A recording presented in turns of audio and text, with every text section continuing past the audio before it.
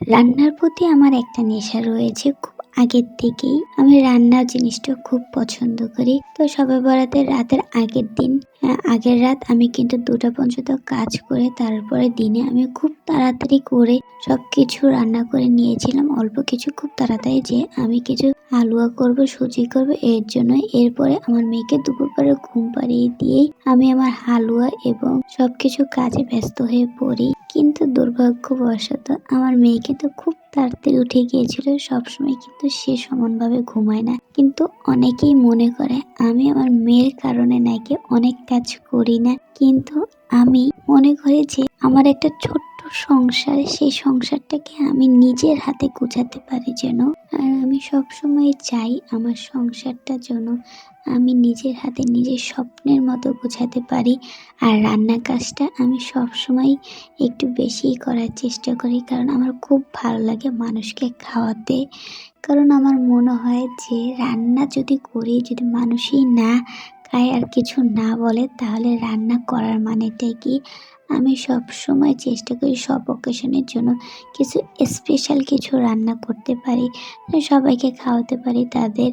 এরপরে কিন্তু আমি খুব তাড়াতাড়ি সব কিছু করে আমি হালুয়া বুট সিদ্ধ করে দিয়েছি কিছুটা দুধ দিয়ে। আসলে এই ভিডিওগুলো অনেক আগে দেওয়ার কথা ছিল, কিন্তু আমি এডিটের কাজ আমার মেয়েকে নিয়ে করতে পারিনি, কারণ আমার মেয়ে একটু অসুস্থ ছিল। সবাই দোয়া করবেন যেন আমার মেয়ে খুব তাড়াতাড়ি সুস্থ হয়ে যায়। আর এই গাজরের হালুয়াটা কিন্তু সবাই অনেক পছন্দ করেছিল, তাদের কাছে নাকি অনেক ভালো লেগেছিল। আর এটা আমার কিন্তু ফার্স্ট বানিয়েছিলাম। কিন্তু একটা মেয়ে সবকিছু তৈরি করতে, একটা মেয়ে চেষ্টা করে সব সময় তার পরিবারকে সবকিছু যেন সুন্দরভাবে দিতে পারে, উপস্থাপন করতে পারে। কেউই চায় না একটা সংসারে কখনো অশান্তি আসুক। আমি কিন্তু হালুয়াটা তৈরি করে সুজিটা বসিয়ে দিয়েছি। এর মধ্যে আবার ডালটা ব্লেন্ডার করে নিয়েছি। আগে কিন্তু মানুষ এগুলি পাটায় করতো, আসলে এখনকার দিন কত সহজ হয়ে গেছে। এরপর ব্লেন্ডার করে আমি কিন্তু চিনি দিয়ে আলুটা চুলায় বসিয়ে দিয়েছি। এই দেখে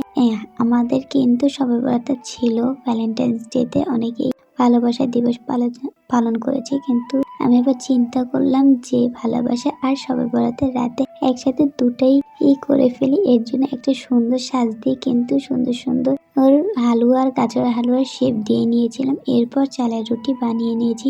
অনেকের কাছে নাকি চালের রুটি বানাতে অনেক কষ্ট হয়, আমার কাছে খুব ভালো লাগে চালের রুটি বানাতে, কারণ এটা খুব তাড়াতাড়ি বানানো যায়।